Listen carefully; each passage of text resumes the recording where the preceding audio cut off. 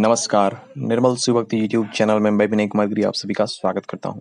मित्रों, आज की वीडियो में हम लोग जानेंगे विश्वकर्मा भगवान विश्वशिल्पी कैसे बने, किस प्रकार अपने गुरु को, उनके समस्त परिवार को गुरु दक्षिणा देने के संबंध में कुछ ऐसा हुआ, कुछ ऐसी कथा आगे बढ़ी जिससे वे विश्वशिल्पी बने।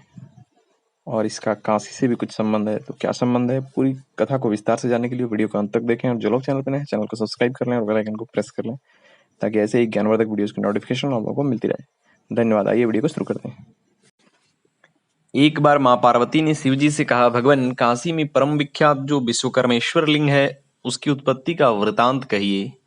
शिवजी बोले, पूर्व काल में त्वष्टा प्रजापति के पुत्र विश्वकर्मा हुए, जो ब्रह्मा जी के द्वितीय स्वरूप हैं। उपनयन संस्कार हो जाने पर वे गुरुकुल में रहकर विच्छान्न भोजन एवं गुरु सेवा करने लगे।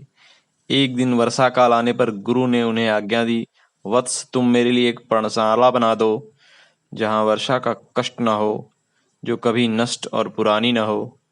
गुरु पत्नी बोली, तुम मेरे लिए चोली बना दो जो मेरे शरीर के अनुरूप हो, न कसी हुई हो और न ही ढीली हो, वह वलकल से बनी बहुत सुंदर हो। गुरुपुत्र ने कहा, मेरे लिए 2 खड़ाऊ तैयार करो जिन पर चढ़कर मेरे पैरों को कभी कीचड़ न लगे और जो दौड़ते समय भी आराम देने वाली हो, जिसके द्वारा मैं स्थल के साथ जल में भी चल सकूं।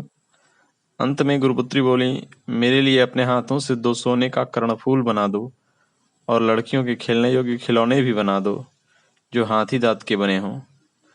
तब विश्वकर्मा सबके मनोरथों को पूरा करने का संकल्प ले वन के भीतर प्रवेश कर गए। वन में जाकर बड़ी भारी चिंता में पड़ गए। कुछ भी करने में समर्थ नहीं थे, फिर भी वचन दे आए थे। वे जानते थे गुरु, गुरुपत्नी, गुरुपुत्र तथा गुरुपुत्री की आज्ञा स्वीकार करके जो पूरा नहीं करता वह नरकगामी होता है। वे सोचने लगे, मैं किसकी शरण में जाऊं, मेरा उद्धार कैसे होगा। गुरु की तो बात ही क्या, किसी साधारण इंसान के किसी कार्य को स्वीकार करके उसे नहीं पूरा करने वाला मनुष्य भी नरकगामी होता है। इसी चिंता में विश्वकर्मा पड़े थे कि वन में उन्हें एक तपस्वी दिखाई दिया। विश्वकर्मा ने उन्हें प्रणाम कर अपनी व्यथा बताई। उन महात्मा ने कहा, यदि तुम काशी में जाकर सर्वज्ञ विश्वनाथ जी की आराधना करोगे तो तुम्हारा विश्वकर्मा नाम सार्थक होगा। तब उन अतिशय कृपालु महर्षि के साथ विश्वकर्मा विश्वनाथ जी की पुरी में गए। वहां जाकर उनका मन स्वस्थ हो गया। तभी विश्वकर्मा ने देखा वे महर्षि कहीं नजर नहीं आ रहे। वे सोचने लगे, मैं वन में व्याकुल था, तपस्वी का आना, मुझे उपदेश देकर काशीपुरी तक लाकर अदृश्य हो जाना अवश्य भगवान त्रिनेत्रधारी शिवजी की ही लीला है। मेरे अंदर गुरु के आदेश को पूरी करने की जो व्याकुलता थी, लगता है उसी से प्रभु प्रसन्न हुए हैं, क्योंकि यह जगत विदित है कि जो गुरु भक्ति को निष्ठापूर्वक करता है उससे शिव प्रसन्न होते हैं।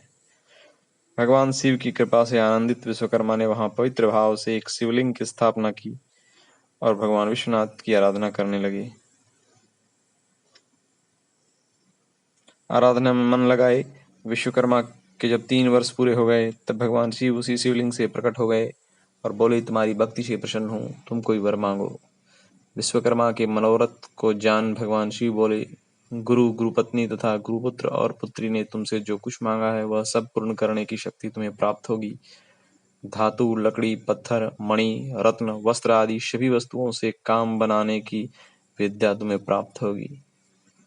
सब प्रकार के भवन, आभूषण, शिल्पकर्म, नृत्य, गीत और वाद्य संबंधी सब वस्तुओं को बनाने की विधि तुम्हें ज्ञात होगी। शिल्प निर्माण की कला में तुम दूसरे ब्रह्मा समझे जाओगे। अनेक प्रकार के यंत्र, भांति भांति के अस्त्रों का निर्माण, जलाशय तथा उत्तम दुर्ग की रचना का भी तुम्हें ज्ञान होगा। तुम मेरे वरदान से संपूर्ण कलाओं के ज्ञाता हो जाओगे। वरदान मिलने पर विश्वकर्मा बोले, भगवान, मैंने जो यह शिवलिंग स्थापित किया है इसकी आराधना करके दूसरे लोग भी सद्बुद्धि के पात्र हों। भगवान शिव बोले, एवमस्तु। तुम्हारे द्वारा स्थापित यह शिवलिंग लोक में श्री विश्वकर्मेश्वर लिंग के रूप में पूजित होगा। अब तुम जाओ और गुरु जी की आज्ञा के पालन का यत्न करो, क्योंकि जो गुरु के भक्त हैं वे निस्संदेह ही मेरे ही भक्त हैं। ओम।